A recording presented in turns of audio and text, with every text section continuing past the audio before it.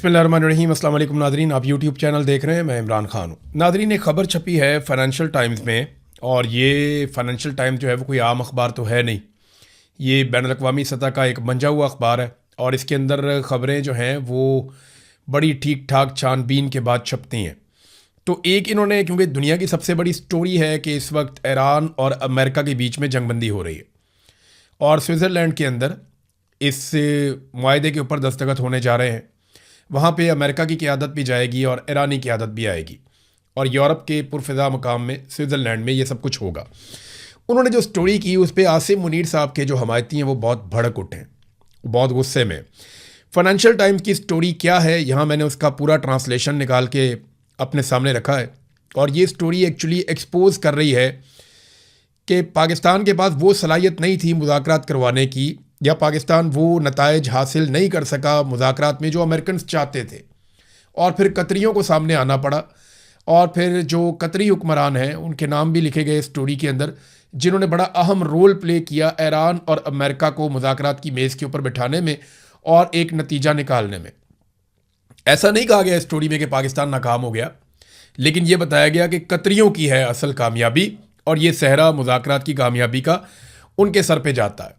अब पाकिस्तान के अंदर आपको देखा ज़मीन आसमान के कलाबे मिला रहे हैं लोग। यहाँ पे फैसल वाडा का स्टेटमेंट आता है, वो बड़ा इंटरेस्टिंग स्टेटमेंट है, मैं आपके सामने ज़रूर रखना चाहूँगा।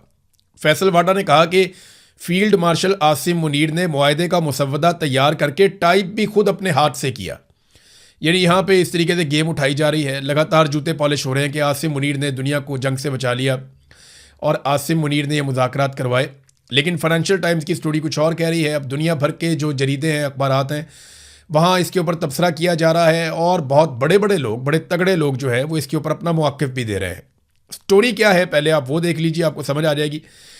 स्टोरी ये कहती है कि जी अमेरिका और ईरान के दरमियान हतमी मुआहदा कतर ने करवाया है या पाकिस्तान ने करवाया है। इस पे फाइनेंशियल टाइम्स की एक बड़ी स्टोरी है। मुआहदा कैसे तय पाया, ये है जी मेन चीज़। और इसके अंदर उन्होंने पूरी स्टोरी में लिखा कि कितने उतार चढ़ाव आए। कई मरतबा मुआहदा बिल्कुल करीब पहुंच जाता था और फिर एकदम लड़ाई हो जाती थी। शुरू में पाकिस्तान इसके बीच में आया और पाकिस्तान ने एक सालिस के तौर पे काम किया, जबकि कतरी, मिस्री और तुर्की जो है वो पाकिस्तान की मदद कर रहे थे। लेकिन पाकिस्तान मतलूबा नताइज हासिल करने में कामयाब नहीं हो सका। चंद घंटे तो ऐसे भी रहे कि जिसमें कतरी सालसों को यकीन करने का मौका मिल गया कि शायद अब बहुत मुश्किल होगा, और कई दफ़ा उन्हें ऐसा लगा कि शायद अब मुश्किल टल चुकी है। फिर बहुत सारी स्टोरी के अंदर उतार चढ़ाव बताए गए कि जैसे ही मुज़ाकरात होते थे और चीज़ें करीब आती थीं, वैसे ही दोबारा से अमेरिका या इसराइल फिर से अटैक कर देते थे। कभी ईरान जवाबी अटैक करता था। तो जो सबसे बड़ी रुकावट थी दोनों के बीच में, कोई मुआहदा नहीं हो पा रहा था, वो कतरियों को समझ आई मई के मिड में, क्योंकि यानी मई तक तो पाकिस्तान कोशिश कर रहा था। देखिए, फरवरी में ये जंग शुरू होती है, 28 फरवरी को। मार्च और अप्रैल लगभग जंग के अंदर गुजर जाते हैं। फिर पाकिस्तान के वज़ीर आज़म को बीच में डाला जाता है कि आप जंगबंदी का कहें ताकि जंगबंदी हो जाए। फिर पाकिस्तान का वज़ीर आज़म जंगबंदी के लिए कहता है, और अगले चंद दिन पाकिस्तान ने कोशिश भी की, बड़ा जोर लगाया, लेकिन ईरानियों को पाकिस्तानी कायल नहीं कर पाए कि अमेरिकन क्या चाह रहे हैं। अच्छा, इस खबर के अंदर यह बताया गया है कि, या तासुर दिया गया है कि field marshal Asim Munir America की तरफ से मुज़ाकरात कर रहे थे। वो ईरानियों की तरफ से मुज़ाकरात नहीं कर रहे थे, वो अमेरिका की जानिब से वेल ब्रीफ्ड थे। यानी अमेरिकन ने उनको बताया हुआ था कि उन्हें क्या चाहिए ईरानियों से, और वो उसी के लिए कोशिश कर रहे थे। लेकिन मई के वस्त में सूरत हाल बहुत ज़्यादा ख़राब हो गई। फिर जनाब अमेरिकन ने कतरियों को आगे किया, और कतरियों का इसमें बहुत तजर्बा है। कतरियों ने पूरी दुनिया के अंदर ये तालिबान का अमेरिका का डील वो भी उन्होंने करवाया था। उससे पहले और बहुत सारे जो मीडिएशन के मामला आते हैं दुनिया में, कतरी बहुत अहम और तजर्बाकार है इस काम में। उनके नाम भी हैं, मैं आपको भी बताता हूँ। तो प्रॉब्लम ये हो रहा था कि डोनाल्ड ट्रंप को बहुत जल्दी थी मुआहदा करने में। वो ये चाहता था कि फटाफट मुआहदा हो जाए। डोनाल्ड ट्रंप की बेसब्री थी, और वो मुआहदे के अंदर अपने टारगेट रख के बैठा हुआ था कि ये काम होने चाहिए। वो उजलत में मुआहदा करना चाह रहा था। जबकि ईरान के लिए एक और मसला था। उनके लिए मसला ये था कि वो इस मुआहदे को ईरानी निज़ाम में जायज़ और दुरुस्त तरीके से देखा जाए, ऐसा बनाए कि ईरानियों को लगे कि वो लड़ाई हारे नहीं है, और ये मुआहदा उन्हें जायज़ लगे, और ऐसा ना लगे कि कहीं उन्होंने हथियार डाल दिए। ईरानियों के लिए ये मसला था। दूसरा, ईरानियों के बारे में लिखा गया इस आर्टिकल में कि वो एक एक लफ्ज़ को गौर से पढ़ते हैं और अल्फाज को तब्दील भी करवाते हैं। वो बड़े शानदार, बड़े धीमे लहजे के और बड़े तरीके से चलने वाले, बड़े समझदार किस्म के मुज़ाकरातकार हैं। तो ईरानियों की तारीफ की गई इस आर्टिकल में, और ये खबर आती है कतरियों की जानिब से जो इस मुज़ाकरात का हिस्सा थे, या सोर्सेज जो इसके अंदर शामिल थे ईरान में, कतर में, पाकिस्तान में या अमेरिका में, उन सोर्सेज से फाइनेंशियल टाइम ने ये पूरी स्टोरी निकाल कर दी है। अब वो ये बताते हैं कि जनाब एक मौका ऐसा आया कि जब डोनाल्ड ट्रंप ने ईरानी तजावीज़ को कचरे का एक टुकड़ा करार दे दिया, और फिर उसके बाद वाशिंगटन ने कतर को कहा कि आप आगे बढ़ें, और मई के वस्त में ये लोग बीच में आते हैं। इनमें अली अस्सवादी और हमद अल कबीसी, ये दो अहम ऑफिशियल्स हैं, बहुत अहम लोग हैं कतर के। ये इस मुज़ाकराती अमल का हिस्सा बन जाते हैं और ये बार बार तेहरान के दौरे करते हैं। यानी ये ईरान गए और खुफिया तौर पे गए, इन्होंने किसी को नहीं बताया कि ये ईरान जा रहे हैं, इन्होंने खुफिया ईरान के दौरे किए, बार बार किए। अमेरिका को इस बात का पता था, लेकिन ये पब्लिक नहीं करते। कतरियों की एक खूबी ये है कि वो जो भी मुज़ाकरात करवाते हैं वो खामोशी के साथ काम करते हैं, वो अपनी पब्लिसिटी नहीं करते, उन्हें शोर डालने का शौक नहीं है, वो सिर्फ अपना टारगेट अचीव करते हैं। पाकिस्तान ने रोला ज़्यादा डाला हुआ था, काम पाकिस्तान कर नहीं पा रहा था इस आर्टिकल के मुताबिक।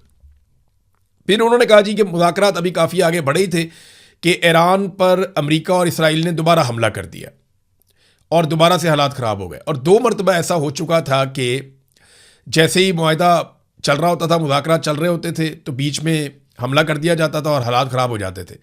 फिर मंगल 19 मई को कतरी वफद नायब सदर जेडी वेंस और स्टीव विटकॉफ और जेरेड कुशनर को ब्रीफिंग देने के लिए वाशिंगटन पहुंचा, और उन्होंने गजा में इसराइल हमास जंग को ख़त्म करने के लिए डोनाल्ड ट्रंप के मंसूबे पर उन्होंने कहा ये काम करें आप फटाफट, क्योंकि अगर आप वहाँ पे लड़ाई ख़त्म, देखें इन्होंने इससे पहले काम किया था हमास की और इसराइल की जंगबंदी के लिए भी, और अब ये बार बार ये समझा रहे थे कि इसराइल जो लबनान के ऊपर अटैक करता है उससे प्रॉब्लम क्रिएट होती है। तो जून में फिर लबनान के ऊपर अटैक किया गया, फिर ईरान ने भी वापस हमला किया, फिर बार बार झड़पें होती रही, लेकिन मुज़ाकरात साथ साथ चलते रहे।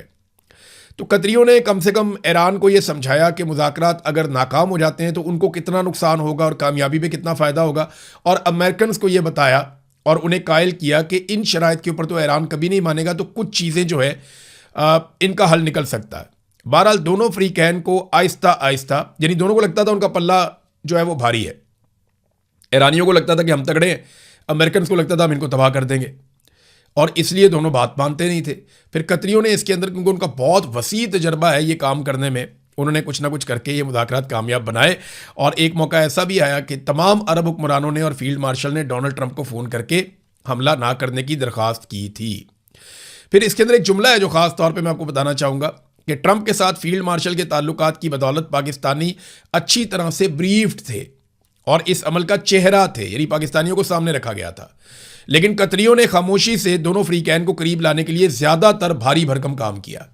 तो असल काम जो है वो ये आर्टिकल बता रहा है कि कतरियों ने किया है। क्रेडिट पाकिस्तान ही ले ले, बेशक पाकिस्तानी जाके वहाँ पे स्विट्ज़रलैंड के अंदर, क्योंकि देखें ना ये होना तो पाकिस्तान के अंदर था मुआहदा, अगर पाकिस्तान अमेरिका की खुशनुदी कर पाता या इसके लिए कोई नतीजा खेज़ पाकिस्तान इकदाम कर पाता। अब देखिए मैं आपको एक चीज़ बड़ी क्लियरली बताऊँ, ये मोहित पीरज़ादा साहब को सुन रहा था, उन्होंने भी यही बात की, तो बात ये ठीक है। हमारी जो मिलिट्री इस्टेब्लिशमेंट है ना, वो इस तरह ट्रेंड ही नहीं है कि वो मुज़ाकरात कर सके या बातचीत कर सके, उनके अंदर ये सलाहियत ही नहीं है। अगर उनमें ये सलाहियत होती तो बांग्लादेश थोड़ी टूट जाता, अगर ये सलाहियत होती तो वो इंडिया के साथ अपने मामलात बातचीत से हल कर लेते, सलाहियत होती तो अफ़गानिस्तान के साथ अपने मामलात बातचीत के साथ हल कर लेते, अगर सलाहियत होती तो पाकिस्तान के अंदर जो बलूचिस्तान से लेकर खैबर पख्तूनख्वा तक आग लगी हुई है वो आग ना लगी हुई होती, बातचीत करने की सलाहियत होती तो आज कश्मीर के अंदर लोगों का खून ना बह रहा होता। बातचीत करने की अगर सलाहियत होती तो पाकिस्तान तहरीक इंसाफ की मुखालफत में जो दर्जनों लोग कत्ल कर दिए गए, पाकिस्तान की मईशत का बेड़ा गर्क कर दिया गया, तो ये ना हो रहा होता। तो पाकिस्तान की इस्टेब्लिशमेंट में बातचीत करने की बिल्कुल कोई सलाहियत नहीं है, बिल्कुल नहीं है। ये सिर्फ बंदूक की ज़बान जानते हैं, मार कुटाई इनका काम है, मुकदमे दे दो, मार कुटाई कर लो, ये कर लो, वो कर लो, इसके अलावा कुछ नहीं कर सकते। बातचीत करने की सलाहियत इनमें नहीं है, अगर होती तो पाकिस्तान में आपको दिखाई देती। पाकिस्तान के हालात बता रहे हैं कि हम बातचीत करने की सलाहियत नहीं रखते। हाँ ये ज़रूर है कि अगर कोई हमें सामने कर ले तो एक्टिंग वैक्टिंग हम करके आ जाते हैं। तो इस पर अब पाकिस्तान में गुड्डी चढ़ाने की कोशिश की जा रही है। फील्ड मार्शल आसिम मुनीर की जनाब के हमारे डंके बज गए पूरी दुनिया में, वो बजेंगे भी, क्योंकि आपको फेस के तौर पे सामने रखा गया है। और कतरियों को ज़्यादा शौक नहीं है कि वो सामने आकर अपने गेम उठाएं, या कतरियों को ऐसी कोई मजबूरी भी नहीं है क्योंकि उनके मुल्क के अंदर उनकी हुकूमत और वो उनकी रहनी है, वो वहाँ पे तगड़े हैं और उनकी बादशाहत है, उन्हें प्रॉब्लम कोई नहीं है, तो वो अपना काम खामोशी के साथ करते हैं। पाकिस्तानियों को या पाकिस्तानी सरकार को या फील्ड मार्शल को ज़रा तारीफ़ों की ज़रूरत है कि हमें तारीफ़ें वारीफ़ें मिल जाएं, लेकिन ये जो फाइनेंशियल टाइम की स्टोरी है इसके बाद जो गालम गलोच हो रही है फाइनेंशियल टाइम्स के ऊपर, जो लोग इस पर तबसरा कर रहे हैं उनके ऊपर भी हो रही है और बहुत सारे टाउट्स छोड़ दिए गए हैं इस काम को करने के लिए। अच्छी बात यह है कि चले दुनिया में अमन आने जा रहा है, कोई भी लेकर आ रहा है, अमन आने जा रहा है, तो अब पाकिस्तान के अंदर कम से कम ये बहाना तो ख़त्म हो जाएगा ना कि हमने महंगाई इसलिए कर दी कि दुनिया में अमन नहीं था। दुनिया में कहीं कोई पटाखा चल जाए ना तो पाकिस्तान के अंदर चीज़ें महंगी हो जाती हैं। इनको तो बहाना चाहिए चीज़ें महंगी करने का, इनको तो बहाना चाहिए पाकिस्तानी लोगों का खून निचोड़ने का, लिहाजा कम से कम ये बहाना तो ख़त्म होगा। शहबाज शरीफ ने ना एक स्टेटमेंट दिया, उसके बाद मैं ये सोच रहा था कि हमारे जो मौजूदा हुक्मरान हैं पाकिस्तान में, इन जैसे झूठे तो हमने ना कभी पढ़े ना कभी देखे। यानी शहबाज शरीफ का आप स्टेटमेंट देखें आप हैरान रह जाएंगे। ये एक्सप्रेस न्यूज़ के ऊपर छपा हुआ है, पहले आप स्टेटमेंट सुने फिर मैं आपको बताता हूँ इन्होंने गेम क्या डाली। शहबाज शरीफ ने कहा यह मुमकिन नहीं कि अवाम कुर्बानी दें और अशराफिया मुराद हासिल करती रहे। आपको पता है इस बजट के अंदर इन्होंने जो बड़े बड़े इदारों को छूट दी है उसका ये बताते ही नहीं है कि इन्होंने किसको कितनी छूट दी है। अशराफिया को ये बताते ही नहीं है कि कितनी बड़ी बड़ी कंपनीज को, बड़े बड़े इदारों को इन्होंने कितना कितना अरब का टैक्स का छूट दिया। ये बताते ही नहीं है कि फौजी फाउंडेशन को इन्होंने और उसके झेली इदारों को इन्होंने कितनी छूट दी है टैक्सेस के अंदर, ये नहीं बताते। गरीब आदमी को कहाँ पे छूट दी है? गरीब आदमी के बाद छोटी मोटी जो सब्सिडी होती थी वो भी छीन ली। पेट्रोल इस वज़ीर आज़म ने 70 रुपये लीटर करना था, 170 रुपये वो पेट्रोल के ऊपर लेवी ले रहा है। यानी जितने रुपए का लीटर करना था उससे इमरान खान के दौर में पेट्रोल जितने रुपए का बिक रहा था ना उससे ज़्यादा तो ये लेवी ले रहे हैं। सिर्फ पेट्रोल की कीमत तो उसके बाद है, बाकी टैक्सेस उसके बाद है। तो ये लोगों को बेवकूफ़ बनाते हैं कि गरीब आदमी के लिए इन्होंने ही कहा था ना कपड़े बेच देंगे, लोगों को आटा देंगे, रोटी देंगे, लोगों को सहूलियात देंगे। इन्होंने ही कहा था कि 300 यूनिट तक बिजली का बिल हम अदा करेंगे, आप अदा नहीं करेंगे। बेड़ा गर्क कर दिया पाकिस्तान की मईशत का। 1 यूनिट भी इस्तेमाल होता है, 2 यूनिट भी इस्तेमाल होते हैं तो हज़ारों में बिल आ जाता है। फिक्स चार्जेस इन्होंने लगा दिए हैं, लेवियाँ ये वसूल कर रहे हैं, एक के बाद एक टैक्स आम आदमी के ऊपर लगाते चले जा रहे हैं। वो कहते हैं जनाब अशराफिया जो है वो टैक्स देगी। शहबाज शरीफ का बयान है कि अशराफिया मुराद हासिल करती रहे और अवाम कुर्बानी दें, ये मुमकिन नहीं है। अवाम के लिए आपने कौन से प्राइवेट जेट लिए हैं? अभी इस साल के बजट में 9 अरब रुपया रख लिया पंजाब हुकूमत ने प्राइवेट जेट के लिए। मुझे बताएं ना ये पैसा किसका है? ये जो आप जहाज़ लेते हैं, जो आप सैर सपाटे करते हैं, पूरी दुनिया में आप वीवीआईपी बन के घूमते हैं, जो प्रोटोकॉल्स आप ले रहे हैं, जो अपनी तनख्वाहों में आप इजाफा कर रहे हैं, ये सारा कुछ आप क्यों कर रहे हैं? आम आदमी की तनख्वाह कितनी बड़ी है और वज़रा की तनख्वाह कितनी बड़ी है, ज़रा ये आपको मैं थोड़ी सी एक झलक दिखाता हूँ। आपके 14 तबक रोशन हो जाएंगे जो पाकिस्तान के साथ इन्होंने किया है। अब आ जाए जी मरीम नवाज़ के दौर के अंदर इन्होंने वज़रा की तनख्वाहें कितनी बढ़ाई और आम जो MP है उनकी तनख्वाह कितनी बढ़ाई है। तो ये देखें जी 76,000 रुपये से बढ़ाकर 4 लाख रुपए कर दी। यानी जो तनख्वाहों में इजाफा किया गया वो 426% इजाफा किया गया। 1 जनवरी 2025 से नाफिज किया गया, तब तो और भी बढ़ गई। 426% तनख्वाह बढ़ाते हैं MPA की और आम पाकिस्तानी की तनख्वाह बढ़ाते हैं 7%। वज़रा की तनख्वाहें कितनी बढ़ाते हैं? 860%। 860%। और आपकी तनख्वाह कितनी बड़ी है? 7%। एक 860, एक तरफ सिर्फ 7, इतनी तनख्वाह बढ़ाते हैं। स्पीकर पंजाब असेंबली की तनख्वाह इन्होंने बढ़ाई कितनी? 1.25 लाख से बढ़ा के 9,50,000 कर दी। डिप्टी स्पीकर की 1,20,000 से बढ़ा के 7,75,000 कर दी। और बाकी सबकी तनख्वाहों में भी 400% से लेकर 600% तक इजाफा कर दिया। ये इजाफा किया गवर्नमेंट ऑफ पंजाब ने। वफाकी हुकूमत ने भी इसी तरह इजाफा किया। 2025 में वफाकी वज़रा और मुशीरान की तनख्वाहें जो हैं वो 2 लाख रुपए से बढ़ाकर 5,19,000 रुपए तक कर दी गई। लगभग 200% के करीब इन्होंने या 2.5 गुना इन्होंने तनख्वाहें बढ़ा दी। आपकी तनख्वाह कितनी बढ़ती है? 7%। उनकी कितनी बढ़ती है? 250%। कितना फ़र्क है? तो ये अपनी तनख्वाहें ऐसे बढ़ाते हैं, फिर ये कहते हैं जनाब अशराफिया को हम कुछ नहीं देंगे और गरीबों को हम देंगे सारा कुछ। आप लोगों को बेवकूफ़ समझते हैं। हम बैठे हैं ना लोगों को डाटा बताने के लिए, क्योंकि हम गरीबों में से ही उठ के आए हुए हैं, हम उन्हीं के लोग हैं और हम आपको बताएंगे। और हर आदमी को इसके ऊपर पढ़ना चाहिए, लिखना चाहिए, बोलना चाहिए। आज सोशल मीडिया का दौर है, आप सारे ये आवाज़ उठाएं कि MPAs की, MNAs की, मिनिस्टर्स की, सेनेटर्स की, इनकी तनख्वाहें बढ़ी हैं जब से ये सरकार आई है। 400-400%, 600-600%, 900-900% तक इनकी तनख्वाहें बढ़ी हैं। और महंगाई भी इसी रफ्तार से बढ़ी है। आपकी तनख्वाहें कितनी बढ़ाई गई? आपकी तनख्वाह बढ़ती है 10%, 5%, 7%, और इस मरतबा 7% की तजवीज़ दी गई है तनख्वाहें बढ़ाने की। और इसके अलावा जो इनके TADA हैं, आनियाँ जानियाँ हैं, इनके जो प्रोटोकॉल्स हैं, इनको जो घर मिलते हैं, इनको जो अलाउंसेस मिलते हैं, वो इसके अलावा है। जो इनकी तनख्वाहें बढ़ी वो बाकी सारी चीज़ें इसके अलावा हैं। तो ये शहबाज शरीफ साहब जनाब इतने ढिले मुँह के साथ झूठ बोल देते हैं कि जनाब ये मुमकिन नहीं कि अवाम कुर्बानी दें और अशराफिया मुराद हासिल करती रहे। ये झूठ बोलते हैं। इमरान खान साहब के बारे में नाजरीन दो बड़ी अहम खबरें हैं। उनके दो केसेस हैं जो लगने जा रहे हैं सुप्रीम कोर्ट ऑफ पाकिस्तान में। पहला केस इमरान खान साहब का जो सुप्रीम कोर्ट ऑफ पाकिस्तान में लगेगा वो उनकी बहन की जानिब से है कि शिफा इंटरनेशनल अस्पताल में उन्हें मुंतकिल किया जाए और उनका इलाज उनके ज़ाती मुआलिजीन की मौजूदगी में किया जाए। ये उनकी बहन उज़मा खानम ने ये दरख्वास्त दी थी। एक तो ये केस है। दूसरा केस इमरान खान साहब का फैमिली और वकला और पार्टी के जो लोग हैं उनसे जो मुलाकातें करवानी हैं, अदालती हुक्म के बावजूद वो मुलाकातें नहीं हो रही। इस पर भी एक समाअत जो है वो सुप्रीम कोर्ट ऑफ पाकिस्तान में होने जा रही है। ये दोनों केसेस की समाअत कल हो जाएगी। अब देखते हैं कि इसके ऊपर क्या नतीजा निकलता है। लेकिन सुप्रीम कोर्ट ऑफ पाकिस्तान इंसाफ दे सकती है अगर वो चाहे तो, लेकिन नॉर्मली हमने पाकिस्तान में इंसाफ होता हुआ नहीं देखा। नाज़रीन, नवाज शरीफ साहब ने बिलाखिर एक स्टेटमेंट दिया कश्मीर के हवाले से। उन्होंने कहा कश्मीरी अवाम पाकिस्तान से अपना नजरियाती और फिक्री रिश्ता बरकरार रखते हुए पुरअमन रहें, धरनों को ख़त्म करके बामकसद मुज़ाकरात करें। नवाज शरीफ साहब ने ना किसी मुतालबे पे कोई बात ही नहीं की कि मुतालबात जायज़ हैं नाजायज़ हैं, कश्मीरी क्या मांग रहे हैं, उस पर बात ही नहीं की। भाई इतना बड़ा लीडर है, 3 दफ़ा वज़ीर आज़म रह चुका है मुल्क का, अपोजिशन लीडर भी रह चुका है, वज़ीर आला भी रह चुका है, उसकी राय कोई नहीं है। उसने अपनी राय ही नहीं दी कि कश्मीरी जो मांग रहे हैं वो ठीक है या गलत है। कश्मीरी अपने हकूक़ के लिए पुरअमन तरीके से एहतजाज कर रहे हैं, वो ठीक है या गलत है, वो बात ही नहीं करते। मिलिट्री एस्टेब्लिशमेंट का चमचा बनकर रह गए मियाँ नवाज शरीफ साहब। ये उनकी हालत हो गई। और अब वो गोल मोल स्टेटमेंट जारी कर रहे हैं कश्मीर के बारे में सिर्फ इसलिए कि आने वाले दिनों में कश्मीर में इलेक्शन है। और मियाँ साहब की जो दुर्गत बनी है पहले पाकिस्तान के इलेक्शन में कि उन्हें एक किराए की सीट दी गई, वो भी आधी रात को RO तब्दील करने के बाद यास्मीन राशिद ने मियाँ साहब को नाकों चने चबवाए हैं। मियाँ साहब की नाक रगड़ी है ज़मीन के ऊपर, यास्मीन राशिद ने तबाह करके रख दिया, बर्बाद कर दिया। लेकिन मियाँ साहब जाली सीट के ऊपर, चोरी की सीट के ऊपर आकर बैठ गए ढीठों की तरह। और अभी भी मियाँ साहब वहीं पे बैठे हुए हैं लास्टिक की शलवार पहन के। जो उन्हें मिलिट्री एस्टेब्लिशमेंट कहती है मियाँ साहब आगे कह देते हैं। अब कश्मीर पे गोल मोल स्टेटमेंट इसलिए दिया क्योंकि कश्मीर में भी आगे इलेक्शन आ रहा है। ख्वाजा आसिफ साहब की नाज़रीन गैरत जागी है। ख्वाजा आसिफ साहब ने एक बात की, उसका जवाब असद कैसर ने दिया। पहले ज़रा सुने ख्वाजा आसिफ ने बात क्या की।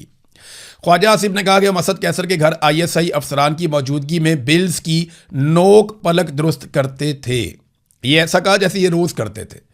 लेकिन वहाँ पे जो असद कैसर है उसने ये कहा कि ISI अफसरान FATF बिल पर अपनी इनपुट दे रहे थे, ये हुआ था मेरे घर पे। यानी ख्वाजा आसिफ ये कह रहे हैं कि हमने एक कानून साजी करनी थी और ये FATF की कानून साजी थी।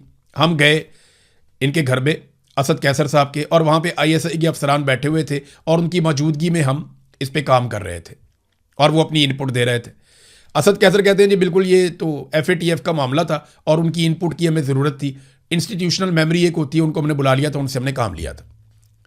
देखिए जो ब्रीफिंग है वो मंगाई भी जा सकती है। आप ये कह सकते हैं कि हमें ये चीज़ों की ज़रूरत है, आप आकर हमें बताएं।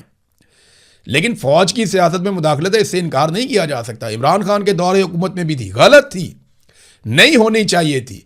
लेकिन और इमरान खान साहब को इस बात का इदराक भी हुआ। इमरान खान साहब ने इस बात पे अफसोस का इजहार भी किया कि उन्होंने एस्टेब्लिशमेंट पे जितना भरोसा किया या जितना इमरान खान साहब ने मिलिट्री एस्टेब्लिशमेंट पर इन्हिसार किया अपनी हुकूमत चलाने में, वो उन्हें नहीं करना चाहिए था। इमरान खान साहब ने खुद इस बात के ऊपर एतराफ़ भी किया। तो इमरान खान साहब ने तो एतराफ़ कर लिया। जब ख्वाजा आसिफ साहब एतराफ़ कर रहे हैं, उनका ज़मीर जाग रहा है कि जनाब वहाँ ISI वाले बैठे थे। उस टाइम ख्वाजा आसिफ साहब को क्या हुआ था? तब तो आप इनकलाबी होते थे, तब तो मियाँ साहब इनकलाबी होते थे। बाहर निकल कर बताते ना कि अंदर ISI के अफसर बैठे हुए हैं, वो हमारे से कानून साजी करवा रहे हैं। आज ख्वाजा आसिफ ने यह बात क्यों की? वो इसलिए की कि वो PTI को और अपने आप को एक जैसा आज के दौर में दिखाना चाहते हैं। ख्वाजा साहब दौर बहुत आगे निकल गया है। ख्वाजा साहब कहते हैं मेरा ज़मीर जाग गया, इसलिए मैं ये बता रहा हूँ कि ISI के बंदे वहाँ बैठे हुए थे जहाँ पे मैं कानून साजी कर रहा था। तो ख्वाजा साहब गलतियाँ तो सबसे होती हैं, तो गलतियों को ठीक भी करना चाहिए ना। आज आप बड़े फख्र से कहते हैं जनाब हाइब्रिड सिस्टम, दोगला निज़ाम चल रहा है, फौज और हम मिलकर सारे काम कर रहे हैं। आज सारे काम में आप कहते हैं आसिम मुनीर बराबर के शरीक हैं। तो उस दौर में अगर ISI के अफसरान आपको बुरे लग रहे थे तो आज आपको क्यों अच्छे लग रहे हैं? उस दौर में भी बुरे थे, आज भी बुरे हैं। असूल है तो फिर एक ही होना चाहिए। और दूसरी बात यह है कि अगर आपका ज़मीर जाग रहा है तो ज़मीर को ज़रा थोड़ा सा और झंझोड़ें और यह बताएं कि 3 मरतबा आप MNA कैसे बने। आप ये बताएं कि जनरल बाजवा ने आपको MNA कैसे बनाया था। आप ये बताएं कि जनरल आसिम मुनीर ने आपको MNA कैसे बनाया। आप ये बताएं कि रेहाना डार के मुकाबले में आपको जाली फॉर्म 47 कैसे जारी किया गया। जब टीवी चैनल ने बता दिया कि आप इलेक्शन हार चुके हैं, आप फारिग हो गए हैं, तो फिर आप रातों रात इलेक्शन कैसे जीत गए? ख्वाजा आसिफ साहब, ज़मीर जगाना है तो ज़मीर को पूरी तरह से जगाइए, हाइब्रिड निज़ाम को लात मारिए। और मुझे लगता है ख्वाजा आसिफ इसलिए बोल रहे हैं कि अभी वजारतें तब्दील होने का वक्त आ गया। तो ख्वाजा साहब को लगता है कि थोड़ा ब्लैकमेल करूंगा तो मुझे कोई वजारत मिल जाएगी। और वजारतों के बारे में बताया जा रहा है कि मोहसिन नकवी की, इसहाक डार की, ख्वाजा आसिफ की और एहसन इकबाल वगैरह की कुछ लोगों की वजारतें तब्दील हो सकती हैं। तो देखते हैं वजारतों की तब्दीली में क्या होता है। भारत गिलगित बल्तिस्तान में नताइज नाजरीन अब जारी कर दिए गए हैं। मिलिट्री एस्टेब्लिशमेंट का इलेक्शन था, उनकी मर्जी के मुताबिक नताइज जारी होने थे। नताइज के मुताबिक पीपल्स पार्टी 11, नून लीग 6, IPP 4, PTI 2, PTI के आज़ाद उम्मीदवार। बहुत सारी सीटें तो उनसे छीन भी ली, पीपल्स पार्टी को भी दे दी, PMLN को भी दे दी, और MWM 1 सीट। तो कुल 24 नशिस्तें, 12-13 नशिस्तें आपको चाहिए। तो 11 तो पीपल्स पार्टी के पास है। अगर वो IPP को अपने साथ मिला लें, पीपल्स पार्टी वाले जो 4 आज़ाद उम्मीदवार हैं वो चारों IPP में चले गए। IPP खुद एक भी सीट नहीं जीती और चारों आज़ाद उम्मीदवार वो पीपल्स पार्टी में चले जाते, उनकी हुकूमत बन रही है, या PMLN में चले जाते, वो मिलकर हुकूमत बना लेते। लेकिन नहीं, वो IPP के अंदर गए क्योंकि उन्हें वहां का रास्ता दिखाया गया कि उधर चले जाओ, पैसे भी उधर है, वही आपको वजारतें लेकर देंगे। तो जनाब 4 उम्मीदवार चले गए गिलगित बल्तिस्तान के जो आज़ाद जीते थे, IPP में चले गए और अब वो पीपल्स पार्टी के साथ मिलकर हुकूमत भी बनाएंगे। नाज़रीन, बजट की बात हो रही थी तो ज़रा थोड़ा सा मैं आपको और बता दूं बजट के बारे में कि पंजाब हुकूमत का है। पंजाब में सेहत और तालीम का जो बजट है वो 232 अरब रुपयों से मजीद कम कर दिया गया है। सेहत और तालीमी जो तरक्याती बजट है उसका 58% कम कर दिया गया है। ये नाजरीन बजट में VIP जहाज़ के लिए 9 अरब रुपए होंगे। अब आप अंदाज़ा करें कि ये हमारी प्रायोरिटीज़ हैं कि तालीम और सेहत, इन 2 चीज़ों के बगैर कोई मुल्क आगे नहीं बढ़ सकता। तो तालीम और सेहत पे जो तरक्याती बजट है उसमें कट लगा दिया गया 58% का। पंजाब के अंदर 58% का कट लगा दिया गया। तालीम और हेल्थ, इनके अपने बच्चे बाहर जाएंगे, बाहर पढ़ेंगे, इनके अपना सेहत का सारा मामला पाकिस्तान से बाहर है। अपने अस्पताल पाकिस्तान में बनाए हुए हैं, वहाँ पे अपनी मर्जी के डॉक्टर रखे हुए हैं और जब दिल करता है इलाज के लिए पूरी दुनिया में जाते हैं। तो आम आदमी का क्या बनेगा? उसका तो बजट काटते जा रहे हैं, जेब भी काट रहे हैं, बजट भी काट रहे हैं, सहूलत भी नहीं दे रहे, पैसा भी छीन रहे हैं। अब तक के लिए इतना ही। अपना ख्याल रखिएगा, अपने चैनल का भी। अल्लाह हाफ़िज़।